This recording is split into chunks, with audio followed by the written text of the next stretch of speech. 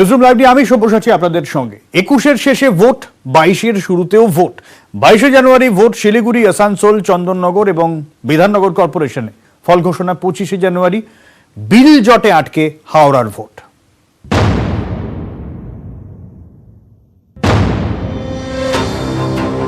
বছরের শেষে ভোট, বছরের শুরুতেও ভোট। কলকাতা পুরভোট শেষ হতেই রাজ্যের 4 পুর নিগমে ভোট ঘোষণা করল রাজ্য নির্বাচন কমিশন। 22শে জানুয়ারি ভোট শিলিগুড়ি, আসানসোল, চন্দননগর এবং বিধাননগরে। ফল ঘোষণা 25শে জানুয়ারি। মনোনয়ন জমা 28 ডিসেম্বর থেকে। মনোনয়ন জমা শেষ দিন 3 জানুয়ারি। হাওড়া পুরসভা থেকে বালিকে আলাদা করতে বিল পাশ করেছে রাজ্য বিধানসভা। সেই বিলে এখনো সই করেননি রাজ্যপাল। হাওড়াকে বাদ রেখে সোমবার ভোট ঘোষণা করল কমিশন। হাওড়া নিয়ে কোনো স্টেট গভর্নমেন্ট আমাদের জানায়নি, এই জন্য আমি হাওড়াটা এখন ধরছি না। যদি কাল পর্যন্ত এসে যায় তাহলে হাওড়া আমরা ধরব। লোকসভা, বিধানসভার মতো পুরো ভোটেও কেন্দ্রীয় বাহিনী নামানোর দাবি তুলেছে বিরোধীরা। এ নিয়ে এখনো সিদ্ধান্ত হয়নি বললেন রাজ্য নির্বাচন কমিশনার। সব বুথে সিসিটিভি স্টেট পুলিশ দিয়ে কি হবে নির্বাচন না, এটা এখন বলা খুবই মুশকিল। স্টেট পুলিশ দিয়ে হবে কিনা, আমরা 4th ল অ্যান্ড অর্ডার নিয়ে রিভিউ মিটিং করছি, তারপরেই বলতে পারবো। রাজ্যের 114টি পুরসভায় ভোট বকেয়া জানিয়ে হাইকোর্টে মামলাও চলছে। আপাতত 4 পুর নিগমে ভোট ঘোষণা কমিশনের। নিউজ 18 বাংলা। অর্থাৎ 22শে জানুয়ারি ফের রাজ্যে পুরভোট, এমনটাই ঘোষণা করেছে রাজ্য নির্বাচন কমিশন। তবে তার আগে কমিশন সর্বদল ডাকে, যা বয়কট করে বিজেপি, বাম, কংগ্রেস। পুরভোট তরজা রীতিমতো তুঙ্গে।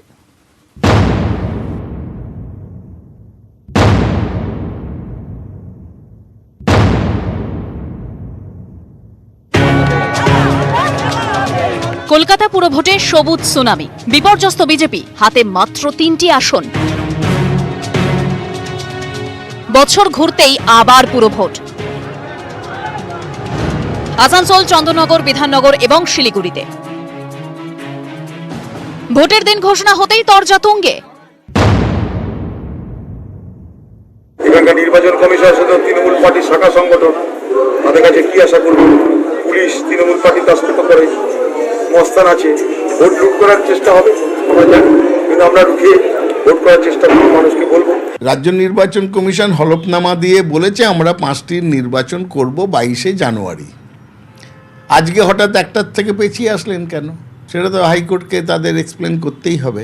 4টি পুরসভাতেই বিপুল ভোটে সর্বভারতীয় তৃণমূল কংগ্রেসের প্রার্থীরা জয়লাভ করতে চলেছে। পুরভোট নিয়ে সোমবার সর্বদল বৈঠক ডাকে রাজ্য নির্বাচন কমিশন। সেই বৈঠকও সরগরম। প্রথমত পুরনো ভোটার তালিকা ধরে ভোট করার অভিযোগে সরব বিরোধীরা। শুধু তাই নয়, হাওড়ার ভোটের দিন ঘোষণা না হওয়াতেও ক্ষুব্ধ বাম, কংগ্রেস, বিজেপি।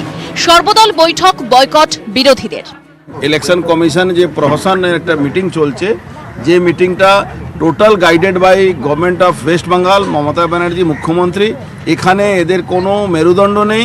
এরা আইনটাকে অন্য জায়গায় রেখে এই কাজগুলো করছে। স্বৈরাচারী দৃষ্টিভঙ্গিতে ইলেকশন কমিশনার শাসক দলের বসংগত হয়ে এই সিদ্ধান্ত কথা বলছেন, তার জন্য আমরা ওয়ার্কআউট করে চলেছি। ওরা তো মাঝে মধ্যে বয়কট করে, কোন বৈঠককে বয়কট করলে না করলে সেটা তাদের উপর দায়িত্ব বর্তায়। বিরোধীদের সর্বদল বৈঠক বয়কট, তারপরে ভোটের দিন ঘোষণা। 4 পুর এলাকায় ভোট গ্রহণ 22শে জানুয়ারি, গণনা 25শে জানুয়ারি। নিউজ 18 বাংলা। আর এই 4 পুর নিগমের ভোটে কে কোথায় দাঁড়িয়ে? 21-এর বিধানসভা নির্বাচনের ফলের নিরিখে 4টির মধ্যে 2টিতে এগিয়েছিল বিজেপি আর 2টিতে তৃণমূল। এবার কি হবে? উত্তর মিলবে 25শে জানুয়ারি।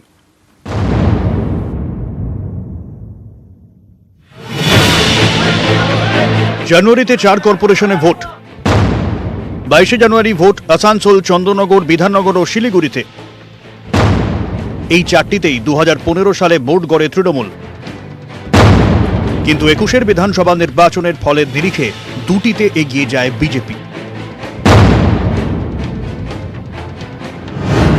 শিলিগুড়িতে 47টি ওয়ার্ড, 21-এর ফলের নিরিখে বিজেপি এগিয়ে 36টিতে, তৃণমূল 10টিতে, বামেরা 1টিতে।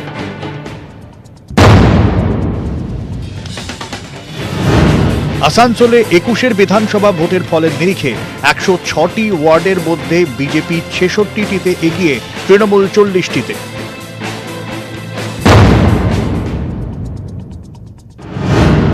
বিধাননগরে 41টি ওয়ার্ডের মধ্যে তৃণমূল এগিয়ে 31টি ওয়ার্ডে, বিজেপি 10টিতে।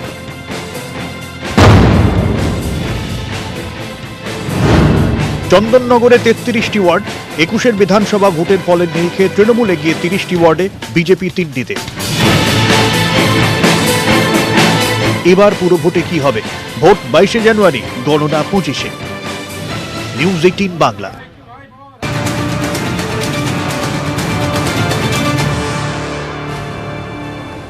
পুরো ভোট 22 জানুয়ারি, কিন্তু তার আগে হাওয়া যথেষ্ট গরম। কমিশনের ভূমিকায় প্রশ্ন তুলে প্রধান বিচারপতিকে ইমেল মামলাকারীর আইনজীবীর ঠিক কি অভিযোগ? অর্ণব জানাবে, আমাদের সঙ্গে রয়েছেন টেলিফোনে। অর্ণব, কলকাতা হাইকোর্টে আমাদের রাজ্যে পুরভোট সংক্রান্ত একাধিক জনস্বার্থ মামলা, এর মধ্যে হাওড়া জেলা সিপিআইএম এর যে মামলা, সেই মামলার আইনজীবী সব্যসাচী চট্টোপাধ্যায় আজকে নির্বাচন কমিশনার যে বিষয়টি সামনে রাখেন সংবাদ মাধ্যমের সামনে, সেখানে জানান 4 পুর নিগমের ভোট 22 জানুয়ারি এবং কালকে তার বিজ্ঞপ্তি জারি হবে। এবং এক্ষেত্রে মামলাকারী নির্দিষ্ট অভিযোগ, আদালতের কাছে কমিশন এবং রাজ্য জানিয়েছিল 22 জানুয়ারি 5 পুর নিগমের ভোট হবে এবং এই ক্ষেত্রে হাওড়া পুর নিগমের ভোট করার কথা ছিল 22 জানুয়ারি। হাওড়া পুর নিগম বাদ দিয়ে কিভাবে ভোট হলো? অর্থাৎ আদালতে এক কথা বলছে কমিশন এবং রাজ্য, যদিও কাজে দেখাচ্ছে কমিশন আর এক অন্য কিছু। এই বিষয়টি অভিযোগ আকারে প্রধান বিচারপতি প্রকাশ শ্রীবাস্তবকে ইলেকট্রনিক মেল করে জানান সব্যসাচী চট্টোপাধ্যায় আইনজীবী এবং এরপর সন্ধ্যে 7টা নাগাদ প্রধান বিচারপতি তার রিপ্লাইও দেন। তিনি জানান, যেহেতু এই মুহূর্তে ক্রিসমাস ভ্যাকেশন চলছে আদালতে, তাই কাল সকালে হাইকোর্ট খুলবে এবং এক্ষেত্রে মামলাকারীরা তারা আবেদন করবেন পুরভোট নিয়ে কি অভিযোগ। এই আবেদন বিবেচনার পর জরুরি ভিত্তিতে কালই শুনানি হবে কিনা তা প্রধান বিচারপতি প্রকাশ শ্রীবাস্তব কালকেই জানিয়ে দেবেন সিদ্ধান্ত, আবেদন বিবেচনার পরে। বেশ, অনেক ধন্যবাদ অর্ণব। পরের খবর, সাংগঠনিক রদবদল নিয়ে ঘরোয়া কোন্দল আর এই সব রুখতে কড়া বার্তা বিজেপির শীর্ষ নেতৃত্বের।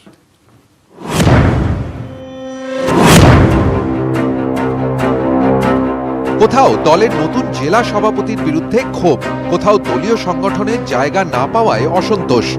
সাংগঠনিক রদবদলের পর থেকেই ঘরোয়া কোন্দলের জেরবার বিজেপি। এই পরিস্থিতিতে সোমবার কলকাতায় বৈঠকে বসে বিজেপির শীর্ষ নেতৃত্ব। সেখানে কড়া বার্তা দেন সংগঠনের দায়িত্বে থাকা বিজেপির সর্বভারতীয় সাধারণ সম্পাদক PL সন্তোষ। তৃণমূলের বীরভূমের জেলা সভাপতি অনুব্রত মণ্ডলের প্রসঙ্গ টেনে বলেন, অনুব্রত মণ্ডলের মতো গুন্ডা সভাপতি তৃণমূলেই মানায়, বিজেপিতে নয়। পদ্মের নতুন রাজ্য সংগঠনে জায়গা না পেয়ে প্রকাশ্যেই অসন্তোষ প্রকাশ করেছেন অনেকে। দলের হোয়াটসঅ্যাপ গ্রুপ ছেড়েছেন 5 মতুয়া বিধায়ক। জেলা সভাপতি পছন্দ না হওয়ায় একই পথে হেঁটেছেন বাঁকুড়ার 4 বিধায়কও। সূত্রের খবর, এদিন বৈঠকে সন্তোষ বলেন, কেউ কোনো জায়গায় স্থায়ী নন, দল সবসময় পরিবর্তনশীল, বহমান নদীর মতো। একই সঙ্গে দলীয় নেতৃত্বে আদি নব্য দ্বন্দ্বে ইতি টানার বার্তা দিয়ে কেন্দ্রীয় পদ্ম নেতার মন্তব্য, 3 বছরের বেশি সময় যারা বিজেপিতে আছেন তারা আমাদেরই লোক হয়ে গিয়েছেন, বিজেপিকে আত্মস্থ করে ফেলেছেন, কাউকে দূরে সরিয়ে রাখলে হবে না, সবাইকে গ্রহণ করতে হবে। রাজ্য জুড়ে হতে চলা পুরভোটকে সামনে রেখে দ্রুত স্থানীয় নেতৃত্ব বাছাইয়ের কাজ শেষ করার নির্দেশ দিয়েছেন PL সন্তোষ। কেমন হবে এই নেতৃত্ব তার রূপরেখা ঠিক করে দিয়ে বলেছেন, যুব মোর্চার সভাপতি 35 বছরের বেশি বয়সী হবে না, মণ্ডল সভাপতি 45 বছরের বেশি বয়সী হবে না। একই সঙ্গে পুরভোটের আগে দলকে চাঙ্গা করতে তার ভোকাল টনিক, আমরা এখানে থাকতে এসেছি, চলে যেতে নয়, আমরা বামপন্থী নই, তৃণমূল নই, উগ্র দক্ষিণপন্থীও নই, আমরা রাষ্ট্রবাদী। নিউজ 18 বাংলা। মাদার টেরেসার মিশনারিজ অফ চ্যারিটির সব অ্যাকাউন্ট ফ্রিজ। কেন্দ্রের সমালোচনায় মুখ্যমন্ত্রী শশী থারুর থেকে সূর্যকান্ত মিশ্র। স্বরাষ্ট্রমন্ত্রকের পাল্টা দাবি, তারা অ্যাকাউন্ট ফ্রিজের নির্দেশ দেয়নি।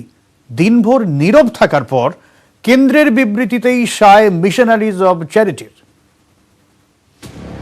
মিশনারিজ অফ চ্যারিটির ব্যাংক অ্যাকাউন্ট কি ফ্রিজ করেছে কেন্দ্র? এই নিয়ে দিনভর টানাপোড়েন। দিনের শুরুতে খবর, বড়দিনেই মিশনারিজ অফ চ্যারিটির সব অ্যাকাউন্ট ফ্রিজ করার নির্দেশ দিয়েছে কেন্দ্র। এর ফলে অ্যাকাউন্ট থেকে কোনো রকম আর্থিক লেনদেন তারা করতে পারবে না। মমতা বন্দ্যোপাধ্যায় থেকে শুরু করে শশী থারুর, ডেরেক ওব্রায়েন থেকে সূর্যকান্ত মিশ্র, অধীর চৌধুরী, সমালোচনায় সরব হন সবাই। মুখ্যমন্ত্রী টুইটারে লেখেন, বড়দিনে মাদার টেরেসার মিশনারিজ অফ চ্যারিটির ভারতের সব অ্যাকাউন্ট ফ্রিজ করেছে কেন্দ্র। এই সিদ্ধান্তে হতবাক মিশনারিজ অফ চ্যারিটির 22,000 রোগী এবং কর্মীদের কাছে এখন ওষুধও নেই, খাবারও নেই। আইন সবকিছুর উপরে হলেও মানবিক দিকটি সবসময় মাথায় রাখা উচিত। এমনকি archdiocese of Calcutta vicar general Father Dominic গোমসো সমালোচনায় সরব। বিবৃতিতে তিনি লেখেন, হতদরিদ্রদের ক্রিসমাসের নিষ্ঠুর উপহার। দিনভর এই বিতর্কের পরে সন্ধ্যায় স্বরাষ্ট্র মন্ত্রকের দাবি, তারা মিশনারিজ অফ চ্যারিটির ব্যাংক অ্যাকাউন্ট ফ্রিজ করার নির্দেশ দেয়নি। স্টেট ব্যাংক অফ ইন্ডিয়া জানিয়েছে, মিশনারিজ অফ চ্যারিটি নিজেই এসবিআইকে অনুরোধ করেছে অ্যাকাউন্ট ফ্রিজ করতে। সকাল থেকে নীরব ছিল মিশনারিজ অফ চ্যারিটি। রাতে বিবৃতি দিয়ে তারা জানায়, ব্যাংক অ্যাকাউন্ট ফ্রিজের নির্দেশ স্বরাষ্ট্র মন্ত্রক দেয়নি। এফসিআর এর পুনর্নবীকরণের আবেদন খারিজ হয়েছে, তাই আমরা নিজেরাই অ্যাকাউন্টের লেনদেন বন্ধ রাখার সিদ্ধান্ত নিয়েছি। এত কিছুর পরেও কোথা থেকে এই খবর ছড়ালো আর কারাই বা ছড়ালো, দিনভর কেন চুপ থাকলো মিশনারিজ অফ চ্যারিটি, তা নিয়ে জল্পনা চলছেই। ক্যামেরায় জ্যোতির্ময় বসুর সঙ্গে ভেঙ্কটেশ্বর লাহিড়ী, নিউজ 18 বাংলা।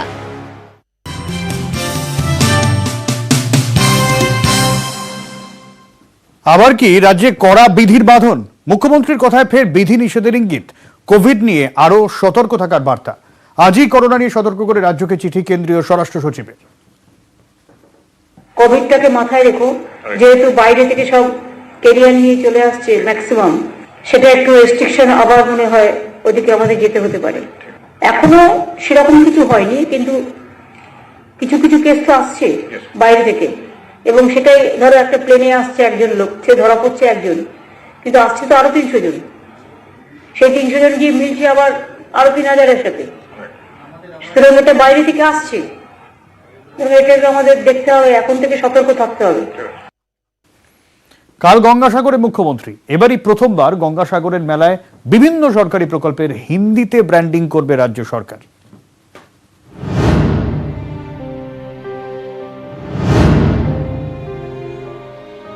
কালকে কিন্তু আমি গঙ্গাসাগরে 4টায় পুজো দেবো।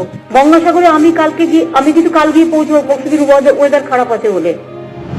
এবার গঙ্গাসাগর মেলা 8 থেকে 16 জানুয়ারি। দেশের নানা প্রান্ত থেকে পুণ্যার্থীরা আসেন গঙ্গাসাগরে। সেই মেলা এবার বাংলার বিভিন্ন সরকারি প্রকল্প তুলে ধরবে রাজ্য সরকার। ব্র্যান্ডিং হবে হিন্দিতে। আমাদের তো অনেক স্কিম আছে, দেশের লোক জানতেও চায়। হিন্দিতে যদি এগুলোকে অ্যাডের মতো করে, যে স্কিমগুলো খুব important, let the people should know, এটাকে আমরা এই সুযোগে একটা ব্র্যান্ডিং করতে পারি আমাদের স্কিমগুলোকে। গঙ্গাসাগর মেলা এবার থাকছে 1050টি সিসি ক্যামেরা, 20টি ড্রোন, এয়ার এবং ওয়াটার অ্যাম্বুলেন্স, অতিরিক্ত ট্রেন চলবে 70টি। দুর্ঘটনা এড়াতে থাকছে এনডিআরএফ, এসডিআরএফ। মোবাইল অ্যাপে মিলবে সব তথ্য। গঙ্গাসাগর মেলা যেটা 8 থেকে 16 জানুয়ারি, পুণ্যস্নানের সময় হচ্ছে 14 জানুয়ারি শুক্রবার বেলা 11:46 থেকে 15 জানুয়ারি শনিবার সকাল 5:07। অনেকে বলেন সব তীর্থ বারবার, গঙ্গাসাগর একবার। সেই গঙ্গাসাগরে মেলাকে এবার প্লাস্টিক মুক্ত করে তুলতে চায় রাজ্য সরকার। ক্যামেরা পিন্টু সরকারের সঙ্গে আবির ঘোষাল, নিউজ 18 বাংলা। अब तो छोड़ भाई, ये विन ग्रिप की पकड़ है। SRMB विन ग्रिप सीमेंट को पकड़ेगी टाइट, आपके घर को रखेगी always alright. SRMB TMT champions की पसंद।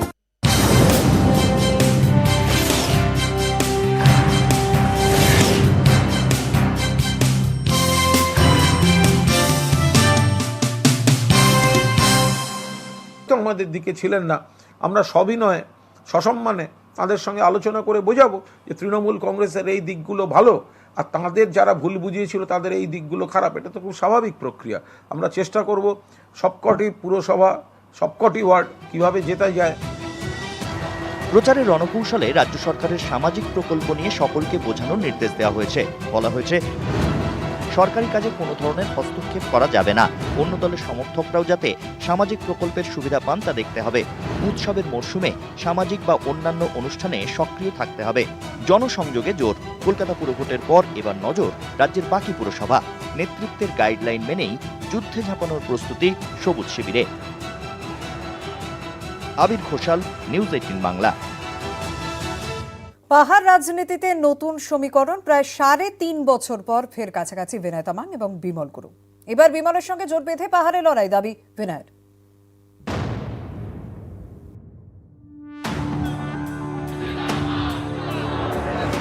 পাহাড়ে নয়া রাজনীতির সমীকরণ, ফের বিমল গুরুং বিনয় তামাং একসাথে। विमल गुरुंग जी अलायंस में है, हम लोग सब मिल के हम लोग काम करेंगे पहाड़ के विकास के लिए, पहाड़ के उन्नयन के लिए, और साथ ही साथ ऑल इंडिया तृणमूल कांग्रेस को और मजबूत कराने के लिए हम लोग मिलकर काम करेंगे। এ বিষয়ে কিছু বলতে চাননি গোর্খা জনমুক্তি মোর্চার সভাপতি বিমল গুরুং। 2017 সাল পর্যন্ত গোর্খা জনমুক্তি মোর্চাতেই ছিলেন বিমল গুরুং, বিনয় তামাং এবং অনিত থাপা। ওই বছরই বন্ধ ঘিরে বিবাদ, বিচ্ছেদ। বিমলের সঙ্গ ছাড়েন বিনয় এবং অনিত। আড়াআড়িভাবে ভাগ হয়ে যায় গোর্খা জনমুক্তি মোর্চা। গা ঢাকা দেন বিমল গুরুং। 21-এর ভোটের আগে পাহাড়ে গুরুংয়ের প্রত্যাবর্তন, তৃণমূলের সমর্থনে ময়দানে নামেন। এরপর চলতি বছরের আগস্ট, 3.5 বছর পর প্রথমবার এক টেবিলে বিমল বিনয়। তখনই মিলেছিল ইঙ্গিত। এবার সরাসরি বিনয়ের দাবি, পাহাড় রাজনীতিতে নতুন সমীকরণ। শিলিগুড়ি থেকে পার্থপ্রতিম সরকার, নিউজ 18 বাংলা।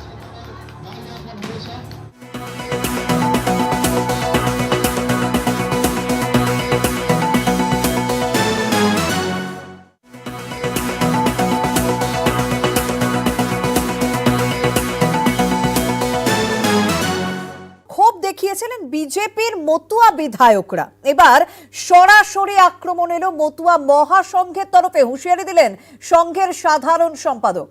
তবে সম্পর্ক নষ্ট হবে না বলে আশ্বাস দিচ্ছেন বিজেপির রাজ্য সভাপতি।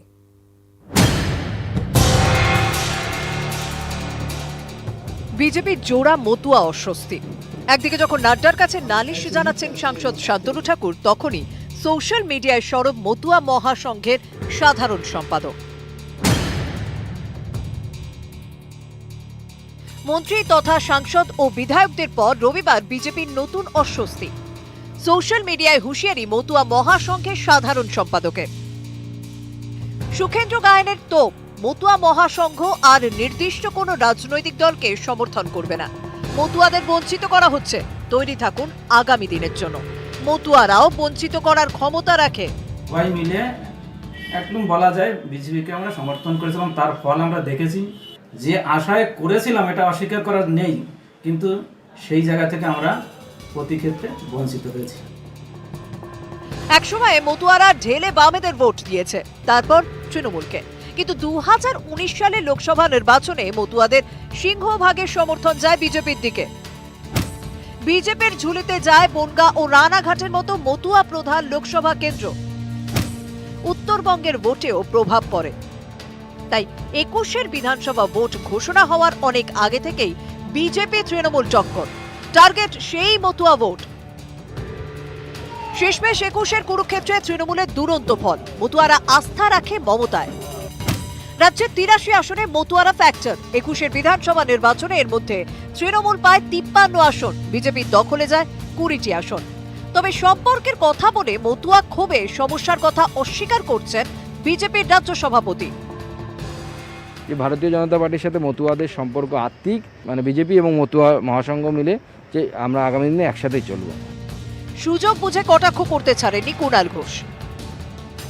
বিজেপি ভোটের জন্য মানুষকে ব্যবহার করে, কিন্তু তারপরে যখন প্রকৃত স্বীকৃতি, সম্মান, কাজের প্রশ্ন আসে, সেই সময় বিজেপি কথা রাখে না। এটা সবাই যত তাড়াতাড়ি বুঝছেন তত ভালো। বিধানসভা ভোটে বিজেপির স্বপ্নভঙ্গ, কলকাতা পুরো ভোটে ফের ধাক্কা। সামনে আবার পুরো ভোট, তার আগে মতুয়াদের প্রকাশ্যে ক্ষোভ জানিয়ে রাজ্য রাজনীতিতে শোরগোল। নিউজ 18 বাংলা। পদ্মের ঘরে মতুয়া ক্ষোভ তো আমরা দেখলাম, কিন্তু তা নিয়ে বিজেপির সর্বভারতীয় সভাপতি জেপি নাড্ডার কাছে নালিশ জানালেন সাংসদ শান্তনু ঠাকুর। প্রয়োজনে জেলা এবং রাজ্য কমিটিতে ফের রদবদলের আশ্বাস দিয়েছেন তিনি।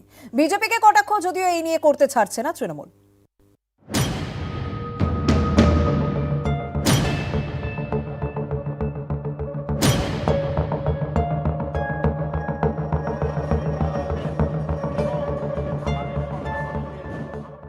নতুন রাজ্য জেলা কমিটিতে গুরুত্ব নেই মতুয়াদের, এই অভিযোগে 5 বিজেপি বিধায়ক বিদ্রোহী।